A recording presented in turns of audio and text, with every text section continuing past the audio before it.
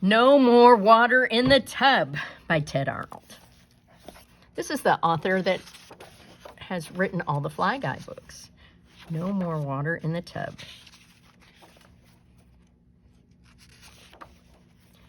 In a bathroom near the top floor of a tall apartment building, William was ready for his bath. Walter had finished and fresh water was running in the tub. "Get in, William," said Mom. "Walter, keep an eye on your brother. Leave the faucet on another minute, and then no more water in the tub." Whenever you hear "no more" in a story, what usually happens? She says, "No more water in the tub." "Aw, Mom," said William as he climbed in. "I like it deep." "You heard me. 1 minute." She closed the bathroom door and left.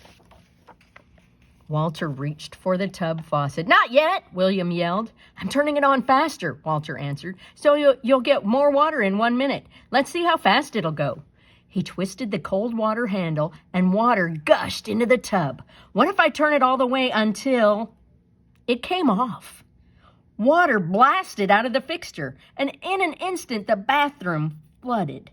The tub broke loose and floated away from the wall, and when Mom looked in to see what all the racket was, water burst through the door, taking the tub with it. Down the hall William sailed, leaving Mom and Walter behind. Picking up speed, he passed the kitchen and the living room and headed for the front door. It opened. "I'm home," Dad yelled. Then out the door and down the steps went William in his bathtub. In the apartment below, Miss Mabel Hattie was serving tea in her bridge club members when she heard a bump at the door. "That must be Betty at last," she said. As Mabel opened the door, she complained, "Why are you always so late?" But it was William who answered, "I didn't know you were expecting me." As a wave of water tipped Mabel backward, William rode his bathtub into the living room. He circled the card table and followed the rushing waters back out the way he had came.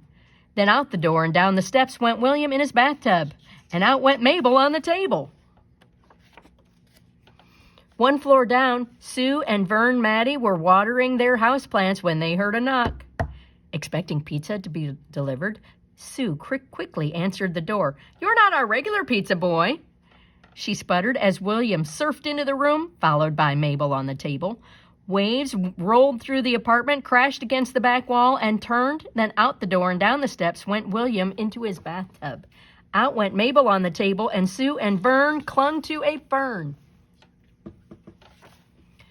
Downstairs, Uncle Nash stepped into the hall to take out the garbage. He felt a drop of water and looked up, and there was William in a bathtub, plunging down a waterfall where the staircase used to be. "I see you folks are having plumbing problems," Uncle Nash said as the churning water swept him off his feet. Past the door and down the steps went William in his bathtub.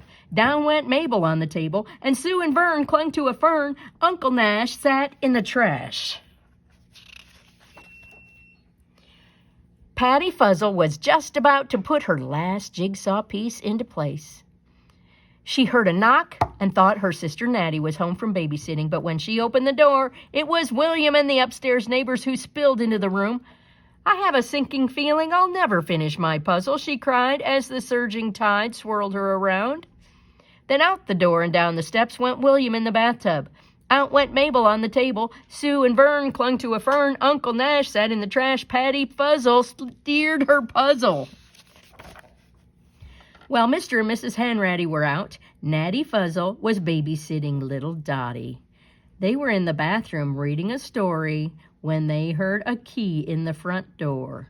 "That must be your mom and dad," said Natty, and then she heard water roaring down the hall toward the bathroom. William's tub pushed the Hanrattys aside. Inside, "We're home," they managed to say, and then out the door and down the steps went William in his bathtub.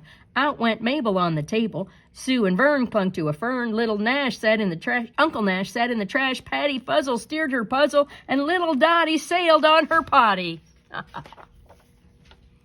Downstairs, the Furlingotti's string quartet had been practicing all evening. "Mind if I fix a snack?" called Mr. Bello from the kitchen. "Make yourself at home," answered Mrs. Furlingouty. Suddenly, the stove caught fire. Flames spread quickly. "Call the fire department!" cried Mr. Bellow. "The building is burning." A fire alarm began to ring, and everyone leaped to their feet. Mr. Bellow reached the door first, flew it open, yelling, "Run for your life!" "But I just got here," said William, and he and the neighbors stormed in on a tidal wave that flooded the burning apartment. Flames hissed, smoke and steam filled the air, and just as quickly as the fire had started, it was gone, and the water began draining away. Then out the door and down the steps went William in his bathtub. Out went Mabel on the table. Sue and Vern clung to a fern. Uncle Nash sat in the trash. Patty Fuzzle steered her puzzle. Little Dottie sailed the potty, and Mr. Bellow rode his cello. Fire trucks and crowds of people arrived as William clattered down the steps of the building. The tub ran aground in the street, and William's neighbors washed up beside it. "Good work putting out the fire, son," said the fire chief. "You are a hero." And he hung a heavy medal around William's neck, and everyone cheered. Then they all went home, Walter said. "The end." "That was a great story, Walter. Tell me another one," said William. "Okay," said Walter. And William forgot about turning the water off in 1 minute. The bathtub overflowed and quickly flooded the floor. Mom threw open the door and screamed, "No more water!" But she was too late. The tub broke loose and floated away from the wall. Then out the window and down the fire escape went William in his bathtub.